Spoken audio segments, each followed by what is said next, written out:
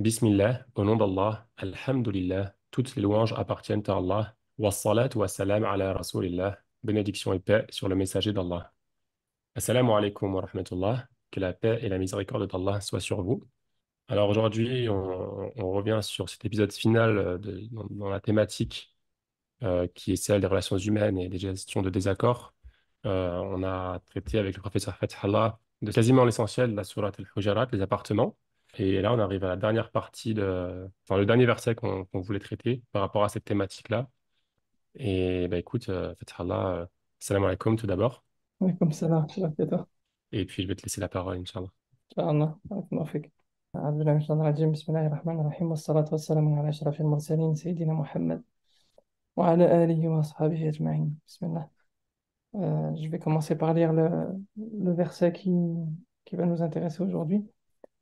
أعوذ بالله من الشيطان الرجيم يا أيها الناس إنا خلقناكم من ذكر أو أنثى من ذكر وأنثى وجعلناكم شعوبا وقبائل لتعارفوا إن أكرمكم عند الله أتقاكم إن الله عليم خبير.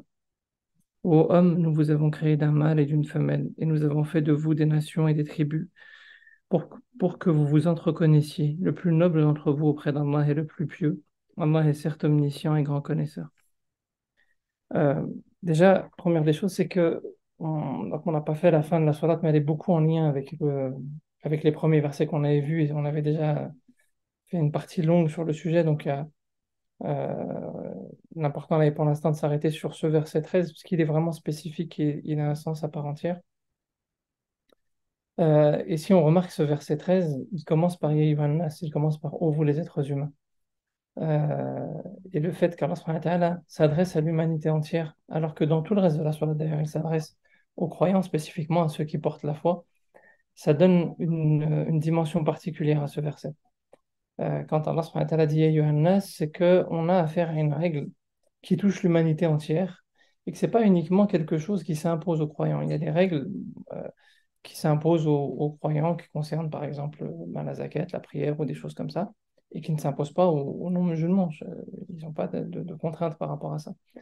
Par contre, quand Allah subhanahu wa ta'ala dit Ya ayyuhan nas, c'est qu'il est en train de nous parler d'un certain nombre d'enseignements que on doit pouvoir installer dans les sociétés dans lesquelles on vit, que les personnes qui vivent avec nous soient musulmans ou pas musulmans. On doit avoir ce souci d'arriver à faire en sorte que les enseignements de ce verset soient des enseignements qui soient partagés avec les concitoyens, pas uniquement entre musulmans. Le fait déjà d'une part qu'on finisse la sourate euh, et les enseignements qui étaient vus précédemment concernant spécifiquement les musulmans par Ya Yohannas montrent un enseignement important chez certains commentateurs, c'est que la plupart des enseignements qu'on a vus, il y a deux niveaux d'enseignement. Il y a des enseignements purement spirituels qui sont liés à Dieu et à notre relation avec Allah subhanahu wa ta'ala. Et là, ça concerne les musulmans spécifiquement. On ne peut pas demander à un athée d'en revenir à Dieu, même s'il vous dira qu'il a certainement, lui, sa forme de spiritualité. Mais la spiritualité en islam, elle est vraiment liée à Allah subhanahu wa ta'ala. Et donc, de ce fait-là, ces enseignements-là ben, ne s'imposent pas à lui ou ne font pas forcément écho pour lui dans son état actuel. Par contre, le fait de préserver la vie privée, le fait de faire attention à la manière dont circule l'information, ces enseignements autres qu'on a vus sur la manière de gérer même une situation de tension, là, par contre, ils ont le fait de chercher à apaiser dans un premier temps, le fait de se préoccuper de la justice, etc. C'est quelque chose qui a son importance même dans une vie en société, avec toute personne, quelle que soit sa confession, et on doit essayer de pouvoir faire en sorte d'être vigilant sur le fonctionnement de la société dans son ensemble à ce niveau-là, la préservation de l'espace privé, la préservation de l'intégrité et de l'honneur des personnes, la manière dont les informations circulent dans la société, le fait de pouvoir apaiser dans une situation de conflit, mais pas en fuyant ce qui est les principes de justice, bien comprendre que la justice, c'est l'empêchement de la tyrannie et que ça passe par des systèmes de compensation, etc. Donc, ce sont des enseignements qui vont faire écho en réalité sur le fonctionnement d'une société. Et plus que ça, c'est qu'Allah subhanahu wa ta'ala, il nous donne un enseignement important dans cette surah, c'est qu'il nous dit, nous vous avons créé d'un mâle et d'une femelle. Donc, l'être humain, quand il a été descendu sur Terre, c'est un homme et une femme, Adam et Hawa, qui ont été descendus sur Terre. Et Allah subhanahu wa ta'ala quand il nous rappelle cette dimension-là, il nous rappelle à une dimension qui est importante dans la tradition musulmane, qui nous ramène à certains passages, notamment dans le Baqarah, où Allah subhanahu wa ta'ala, il nous parle des conditions de la descente de Adam et Hawa. Il dit اهبطوا بعضكم لبعض عدو ولكم في الأرض مستقر ومتاع إلى حين. Dans le premier passage, il dit descendez ennemis les uns des autres, et il utilise le pluriel, il n'utilise pas le duel. En langue arabe, quand il y a deux personnes, on utilise le duel. Là, il utilise le pluriel puisque Shaitan aussi va être descendu sur terre. Et le fait d'avoir transgressé, le fait de ne pas avoir été attentif aux règles qu'Allah subhanahu wa ta'ala a édictées, là en l'occurrence pour eux c'était au paradis, mais là on a toute une autre série de règles dans la vie en société, fait qu'on va devenir ennemis les uns des autres. Si on ne respecte pas ces règles de préservation de la vie privée, de prise d'attention à l'information, on va devenir ennemis les uns des autres parce que c'est l'histoire de Adam et de Hawa, et Shaitan va se retrouver au milieu de nous et nous monter les uns contre les autres. Donc les règles de vie en société sont importantes pour pouvoir trouver une forme d'apaisement. Et qu'est-ce qui va être la clé qui va amener à l'apaisement? Justement, dans le second verset, يَهْبِطُوا مِنْهَا جَمِيعًا, descendez ensemble. Et qu'est-ce qui se passe entre les deux? Il y a le verset où Allah subhanahu wa ta'ala il dit فَتَلَقَّى آدَمُ مِنْ رَبِّهِ كَلِمَاتٍ فَتَابَ عَلَيْهِ. Adam prend conscience que les connaissances qu'il a apprises et le savoir, il va avoir un rôle important. Il va s'en servir pour pouvoir mieux se relier avec Allah subhanahu wa ta'ala et dans une démarche d'humilité, demander à Allah subhanahu wa ta'ala dans une démarche de retour et d'assainissement de son mode de vie. Et ça, c'est une clé qui va être fondamentale pour nous en tant que musulmans, de toujours se rappeler que ce qui est important, c'est que la connaissance, elle doit amener à une forme d'assainissement de nos modes de vie. La connaissance qui détruit, ou la connaissance, par exemple, je prends des exemples qui vont peut-être pas être parlants, mais quand ceux qui avaient réussi à inventer des lampes je vais pas dire éternelles, mais qui en tout cas avaient une durée de vie suffisamment longue pour éviter le gaspillage, pareil pour les pneus, etc. Et que ça n'a jamais été commercialisé parce que simplement le critère important et la valeur qui détermine le choix de production ou pas, c'est la rentabilité et le fait que quelque chose ne soit pas éphémère, ça casse les processus de rentabilité et ça casse le processus de consumérisme. Et donc ça, c'est un vrai problème parce que dans le critère de foi, on doit intégrer d'autres valeurs que la valeur purement financière. De la même manière que là, dans nos choix, il va falloir faire attention à faire en sorte que pour pouvoir préserver les liens, on ait des valeurs communes, on doit partager des choses communes. On l'a vu dans Ya ayyuhalladhina amanu la yaskhar qawmun min qawmin. Il faut pouvoir partager des valeurs communes et ces valeurs communes, elles sont dans des règles de vie communes aussi qu'on doit pouvoir installer dans les sociétés. Ces règles de vie communes, Allah subhanahu wa ta'ala, il précise une chose. Min dhakarin wa untha, excusez-moi. وَجَعَلْنَاكُمْ شُعُوبًا وَقَبَائِلًا. Et on a fait de vous des peuples et des tribus. Al-shu'ub wal-qaba'il, ce sont deux formes d'alliance. Parce que justement, ce qui est important dans la tradition musulmane, c'est qu'on se relie tous les uns aux autres, d'une manière ou d'une autre. Et il y a deux types d'alliances qu'Allah subhanahu wa ta'ala énonce. Il y a l'alliance au sens familial du terme. Mon oncle, mon cousin, le fils de mon cousin, etc. C'est quelque chose qui se casse de plus en plus dans nos sociétés. Et si on veut pouvoir bâtir quelque chose de sain, il faut qu'on arrive à recréer des alliances fortes aussi au sein des cellules familiales, déjà au moins avec les frères et sœurs, les neveux, etc. Au moins les plus proches, parce on est dans des sociétés où on a du mal à entretenir le second degré, le cousin, les oncles, etc. Euh, alors que normalement, la cellule familiale est de cet ordre-là dans la tradition musulmane. Si on n'arrive pas dans ces espaces-là, et même j'ai envie de dire aujourd'hui, peut-être même certains dans leur propre foyer n'ont pas de communication peut-être avec leurs frères et sœurs ou même avec leurs parents, c'est une vraie problématique. C'est-à-dire que la préservation de l'intégrité, la manière dont on fait circuler l'information, c'est dans ces espaces-là qu'on doit arriver à le travailler. Avant de vouloir donner des leçons à l'extérieur, il faut déjà que dans ces espaces-là, on arrive à faire en sorte au moins d'assainir les processus et de faire du mieux possible que l'on peut avec les contraintes de notre époque. On vit loin des uns des autres. On n'est pas dans des fonctionnements tribaux comme à l'époque du prophète, alayhi salatu wassalam, mais on a quand même un devoir vis-à-vis de cette cellule familiale-là, qui normalement est beaucoup plus large que ce qu'on en comprend aujourd'hui. Chacun à la mesure de ses capacités, c'est le cœur du fonctionnement sociétal. C'est-à-dire que pourquoi c'est le cœur du fonctionnement sociétal? Parce que on a un engagement fort, on a l'engagement du lien du sang qui fait que quand on s'engage les uns vis-à-vis des autres, on interagit sur la base d'engagement vis-à-vis de la société. On n'interagit pas sur la simple base d'un bulletin de vote mis tous les 5 ans dans une urne d'une personne qu'on ne connaît pas et qu'on n'a peut-être jamais rencontrée. Cet engagement, il est trop faible pour avoir de la consistance. Le vrai engagement, c'est un engagement où on a une vie en commun, on a des engagements forts en commun, et quand il y a une difficulté, ça nous responsabilise vis-à-vis des autres membres de la cellule familiale. Mais cet engagement-là, il ne suffit pas. Et c'est pour ça qu'Allah subhanahu wa ta'ala parle d'un deuxième niveau de lien, Shu'ab wal-Qabaïl. Donc il y a la cellule familiale, mais il y a aussi les engagements de ces tribus qui se liaient les unes aux autres, hein, par plusieurs biais, soit par des engagements commerciaux, soit par des mariages, comme le prophète alayhi salam a pu le faire avec des personnes, des femmes d'autres tribus qui créaient des alliances tribales, soit par le biais d'engagements politiques même, comme le prophète alayhi salam en a fait aussi.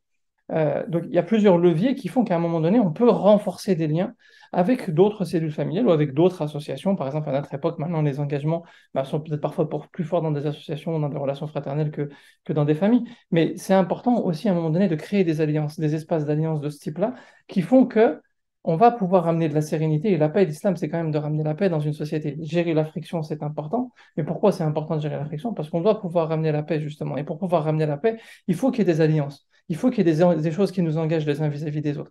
S'il n'y a pas d'alliance et s'il n'y a pas des choses qui traduisent de manière forte ces engagements à travers des actions concrètes ou à travers des pactes concrets, comme c'était le cas à l'époque du prophète alayhi salam, dans des transactions commerciales, dans des projets de mariage communs, dans des alliances politiques qui nous engageaient, ce qui fait qu'il y avait même des conséquences au niveau de la guerre, etc. C'est-à-dire que quand une tribu était touchée, ça engageait toutes les autres. Fatih Mecca, il ne faut jamais oublier que ça vient du fait d'une alliance politique. C'est-à-dire que le prophète alayhi salam a une alliance avec une tribu et c'est cette tribu-là qui est attaquée. C'est pas Médine qui est attaquée. Et ben, du fait de cette attaque-là, le prophète alayhi salam est obligé de venir en secours et ça va engendrer euh, la reconquête de la Mecque. Donc ces alliances-là, elles ont un véritable coût et un véritable euh, voilà, une vraie consistance dans nos quotidiens. Et je pense que ça, c'est un élément important de nos quotidiens. Il faut qu'on arrive à recréer des alliances, des liens forts. On vit de plus en plus dans l'individualisme, déjà dans nos cellules familiales, mais même quand des personnes vivent dans leurs cellules familiales, avec des vraies relations, se préoccupent de leurs enfants, peut-être de leurs parents, etc.,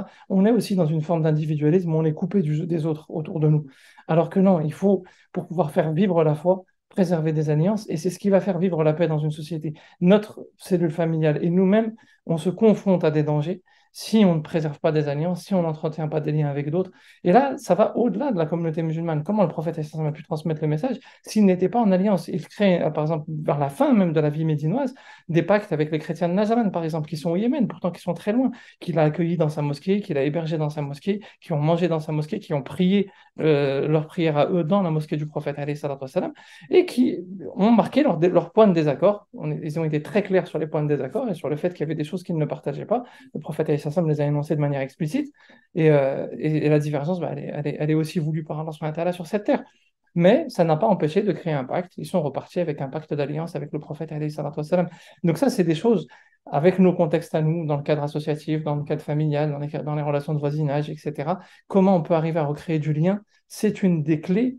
Parce que sans lien, dire on va préserver l'espace privé, on va mieux faire circuler l'information, on va être attentif, on va ramener de la justice, on va compenser, c'est illusoire. S'il n'y a pas de lien dans les relations sociétales, on peut rien faire en fait. On s'isole et en s'isolant, on devient la proie de Shaitan et on devient ennemi les uns des autres, qu'on le veuille ou non. Hein. Et là, il faut utiliser nos connaissances dans la perspective de ne pas de recréer du lien et pas de chercher à prendre le pouvoir sur les autres. Et Allah subhanahu wa ta'ala d'ailleurs termine par un élément qui va être important. Inna akramakum indallahi atqakum, le plus noble d'entre vous, le plus vertueux d'entre vous auprès d'Allah subhanahu wa ta'ala, est celui qui a le plus de conscience vigilante, celui qui a le plus de taqwa, celui qui a le plus de piété. Et donc, ça veut dire que finalement, on ne peut pas évaluer qui est le meilleur d'entre eux. Et ça nous remet en perspective. C'est-à-dire qu'on doit toujours être dans une forme de, alors pas de relativisme à l'approche postmoderne où on ne sait plus distinguer le bien du mal et puis tout se confond, mais de relativisme dans le sens où on ne sait pas évaluer en fait finalement qui a le plus de pertinence, qui a le plus de valeur, qui a le plus de connaissances. On peut avoir une opinion, on peut avoir des convictions et on se doit de les défendre, mais avec l'humilité nécessaire qui fait que peut-être c'est l'autre qui a raison à un moment donné et qui permet justement de créer des alliances constructives malgré le fait qu'on peut avoir des désaccords. Aujourd'hui, quand on est dans nos convictions, on est beaucoup dans le jugement des autres qui empêche de parfois créer des alliances et des partenariats en se disant mais de toute façon eux ils sont à côté de la plaque ou eux de toute façon ceci ou cela, alors qu'on ne sait pas, parce que le critère le plus important c'est de taqwa et ça on ne sait pas. Le reste ça ne sont que des choses éphémères, c'est-à-dire que la conviction rationnelle sur une donnée, quand bien même on a raison, n'a de valeur et de consistance et d'impact que dans ce monde-là. Le reste est très éphémère, alors que le taqwa a un impact dans l'autre monde. Donc c'est ça qu'il faut arriver à garder à l'esprit. Et puis surtout, cette humilité, elle est liée au fait que Inna Allah alimun khabir, et certes, Allah subhanahu wa ta'ala est celui qui sait et qui est bien informé. Nous, en réalité, quelles que soient nos convictions, euh, sont toutes relatives et il faut garder cette humilité-là. Et c'est ce qui permet l'humilité, justement, de pouvoir entretenir ces liens qui sont indispensables dans le fonctionnement des sociétés. Je pense que ça, c'était un point, ce verset, il est vraiment important dans la conclusion de cette sourate, parce que tout le reste qui est évoqué ne peut fonctionner que si on réentretient des liens et que si on dépasse. J'allais dire ceux qui sont un peu qui nous ressemblent, qui pensent comme nous, qui réfléchissent comme nous. Même, c'est-à-dire que par exemple, dans les logiques lobbyistes dont on entend souvent parler dans la communauté musulmane, on se compare à d'autres communautés en disant ouais, on devrait avoir nos lobbying, défendre la communauté. Le professeur n'était pas là pour défendre la communauté musulmane, il était là pour défendre des valeurs, pour défendre un message. Hein. Et même si c'était contre des musulmans, bah, il le défendait quand même. Et c'est vraiment ça qui doit nous animer. Et ça, ça doit nous amener à, certes, créer des liens forts, et notamment entre musulmans, mais pas que, mais de dépasser justement ces liens-là pour aller vers d'autres liens avec d'autres personnes qui sont différentes. Là où on a des éléments communs et là où on se distingue, où on est différent, on doit le dire avec clarté et avec fermeté, même si nécessaire, comme le prophète alayhi salam le faisait. Hein, la première des choses qu'il a fait en arrivant à Médine, c'est un pacte avec les Juifs de Médine. Quand il y a eu dissension, il n'a pas hésité à être ferme s'il le fallait. Mais la règle, c'est quand même de créer des liens et des alliances. C'est la base de tout projet sociétal. Wallah, alam, je ne sais pas comment peut faire écho à ce que tu avais peut-être en tête. Ahmed, je te laisse peut-être Ouais, réagir. ouais, non, c'est super intéressant. Dans ma tête, c'est séparé en deux catégories, en fait, les types d'alliances. Il y a les alliances envers avec ceux qui pensent comme nous, enfin, d'autres croyants, musulmans, qui croient en Dieu, etc. Et le reste. Donc, souvent, il y a des challenges différents. Quand on est avec des musulmans, bon, souvent, malheureusement, ça va être des challenges ou des accords souvent assez futiles quand on regarde en profondeur, mais bon, ça, c'est un autre sujet. Donc ça, c'est déjà un challenge. Et il y a le challenge aussi des personnes, comme tu as dit, le professeur Sallallahu alayhi wa sallam, il fait des alliances avec des tribus non croyantes, non musulmanes. Donc il n'y a pas de souci par rapport à ça. Après, dans l'époque à laquelle on vit, après, je pense que c'était pas plus facile à l'époque, mais il y a des challenges qui peuvent être parfois assez compliqués à gérer. Et je voudrais bien avoir ton avis sur ça. Donc, par exemple, on pourrait s'allier sur une cause, je sais pas, j'invente une situation, la cause palestinienne ou la cause autre, où il y a une guerre quelque part, je sais pas, on essaie de soutenir les populations qui sont en souffrance et on va chercher ou pas des alliés. Et chez ces alliés-là, il peut y avoir des désaccords idéologiques, d'autres désaccords idéologiques, et ça c'est normal, hein, enfin, vu qu'on on ne croit pas forcément la même chose, mais ces désaccords-là peuvent causer des situations un peu gênantes dans le sens où ils peuvent s'attendre de leur côté aussi à un soutien, tu vois, quand eux ils sont dans le besoin, quoi que ce soit, c'est du donnant-donnant, tu vois. Et donc, on peut se retrouver dans des situations assez malaisantes ou gênantes Mhm. où on n'a pas forcément envie de les soutenir parce que c'est contre l'idéologie, nos idées. Et comment, du coup, on fait dans ces cas-là pour à la fois rassembler dans des causes qui nous sont chères, pour que nos voix portent plus, mais à la fois pas non plus adhérer aux valeurs d'autres types de populations. Bon, il y a deux niveaux dans la réponse. Déjà, par rapport à la posture qu'on a, nous, de s'ouvrir ou pas s'ouvrir sur des luttes, notamment je prends par exemple la question du soutien à la cause palestinienne, s'allier par exemple avec des non-musulmans ou avec des gens qui ont des convictions différentes des nôtres ou peu importe. Euh, Beaucoup confondent la problématique de se dire non, on ne doit pas demander d'aide aux autres, ce qui est faux. Le prophète, alayhi salam, quand il fait il valorise Hilf al-Fudul. Hilf al-Fudul, c'est le pacte qu'il avait établi à l'époque de l'Jahiliya pour défendre une tribu yéménite qui avait subi une injustice. Il dit si j'y étais appelé, j'y participerais. Pourtant, c'était des mouchriquines à l'époque qui avaient participé à ce Hmm. pacte-là. Donc, c'est pas qui y participe qui détermine, c'est quelle est la cause et quelle est la valeur de ce pacte qui va déterminer si on doit faire les choses en commun.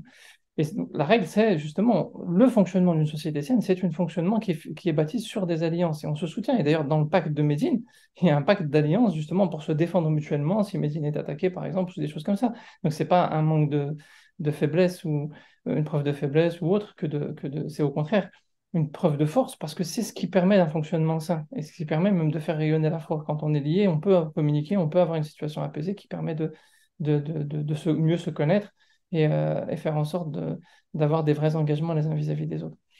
À ne pas confondre avec ce qui s'est passé, certes, après la bataille de d'Uhud, où il y a une défaite militaire à ce moment-là. Et à un moment de cette défaite militaire, certains disent on va chercher nos alliés qui pourtant n'étaient pas venus à Uhud. Hein. Donc là, ils avaient décidé de ne Hmm. pas soutenir, ok. Et à ce moment-là, certains compagnons qui sont à Uhud disent, ben, on va aller les chercher pour pouvoir se défendre. Et là, Allah subhanahu wa ta'ala leur interdit. Il y a des versets qui sont révélés à ce moment-là, de manière explicite. Ils n'ont pas le droit dans cette situation-là.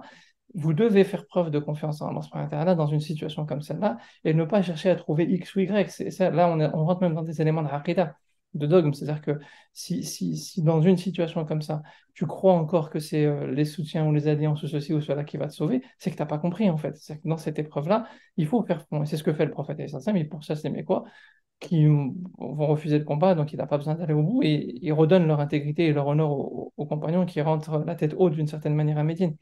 Mais ça, on est dans une circonstance particulière. Donc ça, c'est le premier élément déjà d'enseignement. Le deuxième élément d'enseignement, c'est que, ok, donc si on est dans des formes d'alliance avec des gens qui n'ont pas nos convictions et qui peuvent même défendre des choses contre lesquelles nous, on va être opposés. Par exemple, on va être d'accord sur la question palestinienne, Ouais. mais on va pas être d'accord sur la question homosexualité ou j'en sais rien ou autre. Il y a des choses qu'on ne partage pas. Euh, Mm. et là, l'attitude du prophète, alayhi salatu wassalam, j'ai envie de dire, quel que soit le désaccord, est-ce qu'il y a un désaccord plus important que shirk?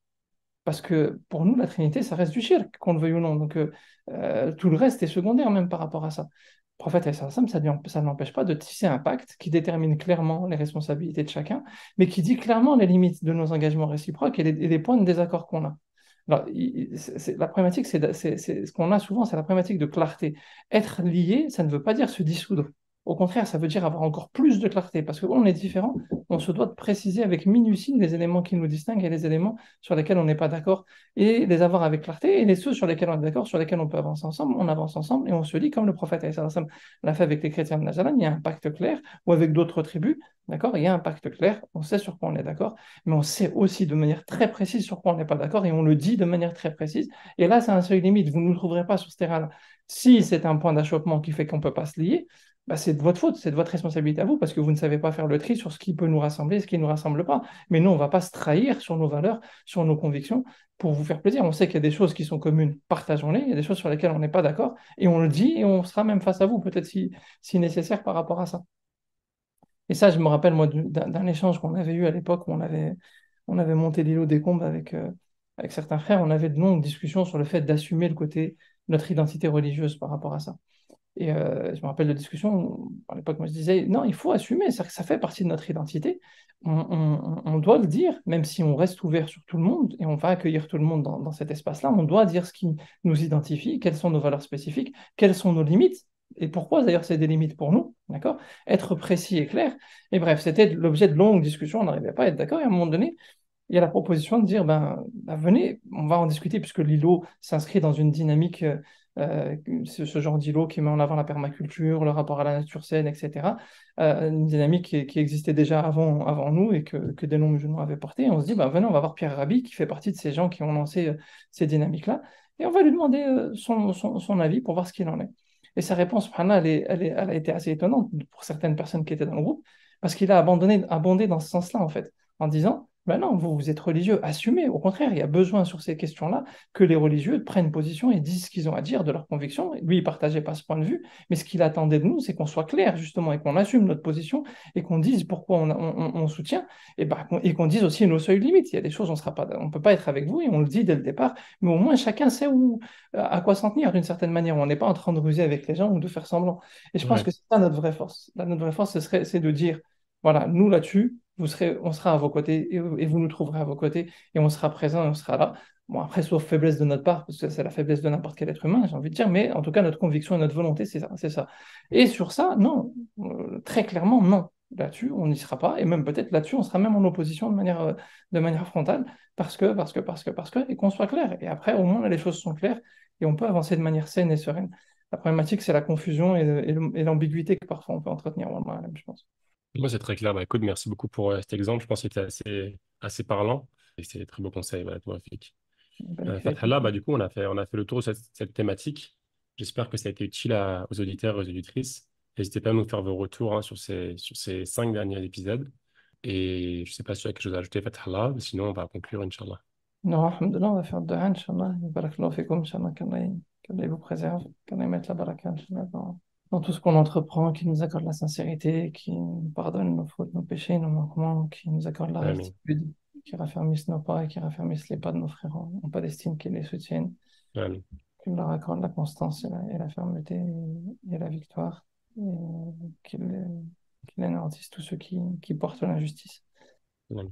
سبحانك اللهم وبحمدك أشهد أن لا إله إلا أنت وأستغفرك وأتوب إليك وصلى الله على نبينا محمد وعلى آله وأصحابه أجمعين وآخر دعوانا أن الحمد لله رب العالمين. الله فيكم. Alhamdulillah, Rabbil Alamin. Barakallahu fik, à bientôt, Inch'Allah. Assalamu alaikum. السلام عليكم.